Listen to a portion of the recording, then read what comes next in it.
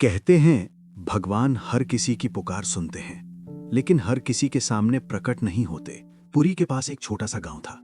इस गांव में एक ऐसा भक्त रहता था जिसके पास न धन था न प्रतिष्ठा, बस था भगवान जगन्नाथ पर अटूट विश्वास। उस भक्त का नाम था माधवदास।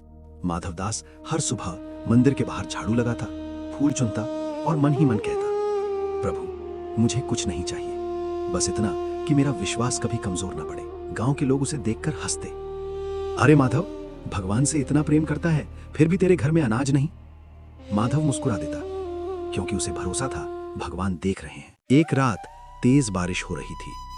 माधव की झोपड़ी से पानी टपक रहा था। उसी रात एक बूढ़ा यात्री दरवाजे पर आया। बेटा, क्या आज रात रहने को जगह मिलेगी? माधव ने बिना सोचे कहा, यह घर मेरा नहीं, ये भी प्रभु का है, आइए। माधव ने अपना एकमात्र कंबल यात्री को दे दिया। यात्री ने गहरी नजरों से माधव को देखा और कुछ नहीं बोला। अगली सुबह माधव मंदिर गया। जैसे ही उसने भगवान जगन्नाथ की ओर देखा, उसे ऐसा लगा जैसे भगवान मुस्कुरा रहे हों। माधव के मन में आवाज गूंजी, भक्ति शब्दों से नहीं, कर्मों से सिद्ध होती है। माधव की आंखों से आंसू बहने लगे। कुछ दिन बाद गांव में अकाल पड़ गया। लोगों के पास दान देने को कुछ नहीं था। माधव के पास भी बस एक मुट्ठी चावल थे। मंदिर में घोषणा हुई, आज भगवान को भोग अर्पण होगा, जो दे सके दे। लोग पीछे हट गए। माधव आगे बढ़ा और कांपते हाथों से वही आखिरी चावल दान में रख दिए। गांव वाले हंसे, अब देखना यह भक्त भूखा मरेगा। उसी रात माधव भूखा सो गया, लेकिन सपने में वही बूढ़ा यात्री आया। इस बार उसके चेहरे पर तेज था।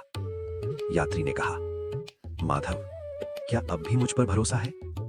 माधव ने कहा, प्रभु आपने सब ले लिया, फिर भी मन भरा हुआ है।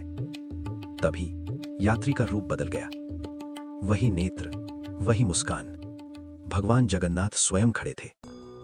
जिसने सब कुछ दे दिया, उसके लिए मैं स्वयं बन जाता हूं सहारा। सुबह गांव वालों ने देखा, माधव की झोंपड़ी के सामने अनाज, फल, वस्त्र पड़े थे।